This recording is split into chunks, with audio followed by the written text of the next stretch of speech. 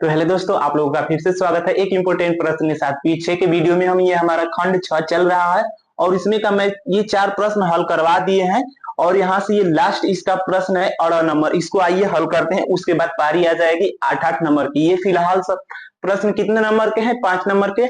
और ये हमारा मॉडल पेपर चल रहा है 2025 का, ठीक है। तो आइए हम बारी बारी से सवाल को समझते हैं, उसके बाद इसको हल करते हैं। देखिए यहाँ से सवाल को पढ़ते हैं। मतलब एक पाइप है, मतलब एक पाइप से रेत रेत 12 सेमी क्यूब प्रति सेकेंड की दर से गिर रही है। तो देखो यही आप लोगों को पकड़ना है। सेमी क्यूब कहे, सेमी क्यूब कहे या मीटर क्यूब कहे, ये किसका होता है मात्रक? जाहिर सी बात है कि आयतन का होता है। तो यहां से तो हमको पता चल गया कि आयतन हो जाएगा ये। और ये बटी में सेकेंड, तो सेकेंड तो जानते ही हैं कि किसका मात्रक है। इसके मात्रक से पकड़ना है कि ये किसका किसका मान दिया है। तो ये तो जानते हैं कि हमारा समय का मात्रक ये होता है, समय का मात्रक क्या होता है? सेकेंड। इसको लिखते हैं हम टी से, ठीक। तो यहां से ये पता हमको चल गया कि यहां से हम हल लिख लेते हैं। देखो यहां से लिख लेंगे। और ये क्या है? दर से, तो दर का मतलब बटा, तो ये हो जाएगा डीवी बटे dt। यानी यहीं से पकड़ना, इसका मान दे दिया है 12। इसको लिख लेते हैं सेमी क्यूब प्रति सेकेंड। यहां से ये डीवी बटे dt का मान हमको दे दिया। अब आगे पढ़ते हैं। क्या है? गिरती रेत जमीन पर एक ऐसा शंकु बनाती, एक पाइप से रेत गिर रही है और जमीन पर गिरकर एक क्या बना रही है? शंकु बना रही है, जिसकी ऊंचाई सदैव आधार की त्रिज्या का छठा भाग है। जिसकी ऊंचाई, देखो जिसकी ऊंचाई आधार की त्रिज्या का छठा भाग है, यानी ये हो जाएगा ऊंचाई r बटे 6। ये हो जाएगा इसकी ऊंचाई। देखो ध्यान से समझो, जिसकी ऊंचाई सदैव आधार की त्रिज्या का छठा भाग है, तो आधार, जिसकी ऊंचाई आधार की त्रिज्या का क्या है? छठा भाग है। तो h बराबर क्या हो जाएगा? r बटे 6। अब आगे पढ़ते हैं। रेत से बने शंकु की ऊंचाई किस दर से बढ़ रही है? रेत से बने शंकु की ऊंचाई किस दर से क्या हो रही है? बढ़ रही है। तो ये हमसे पूछ दिया है dh बटे डी टी का मान यहां से कर देंगे वाट। इतना सब बात क्लियर। अब आगे पढ़ते हैं। तो ये क्या है? जबकि ऊंचाई कितना दे दिया है? 4 सेमी। बहुत बढ़िया। यहां से इसका ऊंचाई दे दिया है 4 सेमी। अब ये जितना सवाल में दिया था उसको हम सब नोट कर लिए। बस आप लोगों को एक सूत्र याद रखते हुए चलना है कि जो पाइप से रेत गिर रहा है वो शंकु बना रहा है, तो शंकु का आयतन होगा। क्योंकि ये भी है तो शंकु के आयतन को हम भी से लिखते हैं। तो यहां से लिखेंगे शंकु का आयतन, शंकु का आयतन, आयतन को लिखेंगे हम भी से। शंकु का आयतन होता है 1/3 पाई आर स्क्वायर एच होता है। तो देखिए यहां से एच से मतलब यहाँ पर आर स्क्वायर से हमको मतलब नहीं है, तो क्या करेंगे? यहां से इसका क्रॉस बाई मल्टीप्लाई कर देंगे। तो क्या आर बराबर हम 106 रख सकते हैं कि नहीं? बिल्कुल रख सकते हैं, तो रख देते हैं। तो यहाँ से 1/3 पाई, इसके जगह पर रखेंगे 6h का होल स्क्वायर और ये हो जाएगा h।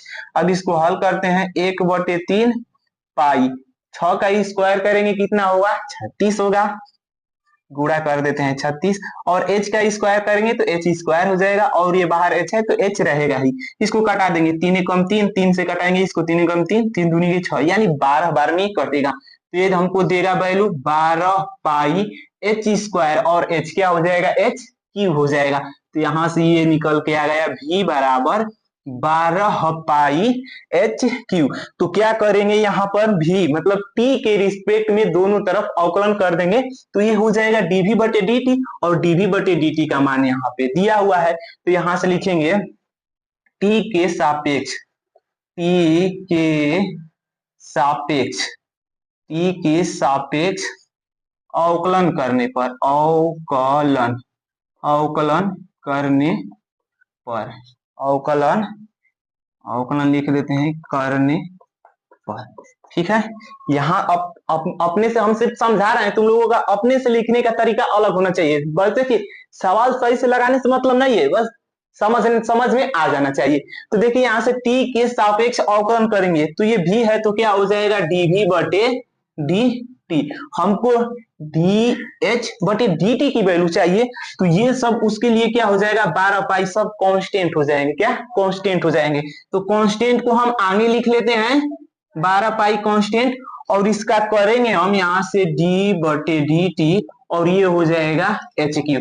इसका हम करेंगे अवकलन। तो देखिए यहाँ से लिख देते हैं, एक हमारा होता है सूत्र डी बटे डी एक्स, और यहाँ से हो जाएगा एक्स पे पावर एन। तो इसका घात आगे, घात में से एक क्या होता है, कम हो जाता है, ये हमारा इसका सूत्र है। तो इसमें करेंगे तो 12 पाई, और देखिए सेम टू सेम इसी सूत्र पे मिल रहा है ना, बस यहाँ पे इसमें फर्क क्या है कि यहाँ पर टी के रिस्पेक्ट में अवकलन हो रहा है, लेकिन यहाँ पे क्या है, एच है। तो एच का पुनः करेंगे, अगर यहाँ पर टी रहता तो डायरेक्ट इस सूत्र पर हो जाता, लेकिन एच है तो एच का पुनः करेंगे, तो यही हो जाएगा डी एच बटे डी टी। देखिए इसका घात आगे तो 3 आगे आ जाएगा, इसमें से एक कम एच स्क्वायर, और इसका पुनः करेंगे एच का। अगर टी रहता तो इतना ही करके छोड़ देते, लेकिन यहाँ पे एच है तो एच का पुनः करेंगे, तो ये हो जाएगा डी एच बटे डी टी, क्योंकि हमको इसी का तो मान चाहिए, तो ये हो जाएगा डी वी बटे डी टी। और इसका मान देखिए क्या दिया है, 12 सेमी, तो यहाँ पर डायरेक्ट 12 रखेंगे, और ये 12 पाई, और यहाँ पर 3 आगुड़े एच। एच का मान देखिए क्या दिया है, कहाँ गया एच का मान, हाँ यहाँ पर है ना, देखिए लास्ट में जबकि ऊंचाई 4 सेमी दिया है, तो एच का मान 4 सेमी दिया है, तो यहाँ से एच स्क्वायर है, तो डायरेक्ट हम 16 लिख दें, और ये हो जाएगा डी एच बटे डी टी। अब इसको कटा देंगे, 12 से 12 क्या होगा, कट जाएगा, और ये देखो 16 तिया क्या हो जाएगा 48। तो यहाँ पर इसको सीधा करके लिख देते हैं, डी एच बटे डी टी गुणे 16 तिया 48 पाई बराबर 1 हो जाएगा। अब क्या करेंगे, हमको dh बटे dt चाहिए, तो इन सबको उठाकर इसके क्या कर देंगे, बटे में कर देंगे, तो डायरेक्ट यहाँ से हो जाएगा dh बटे dt का मान हो जाएगा 1 बटे 48 पाई।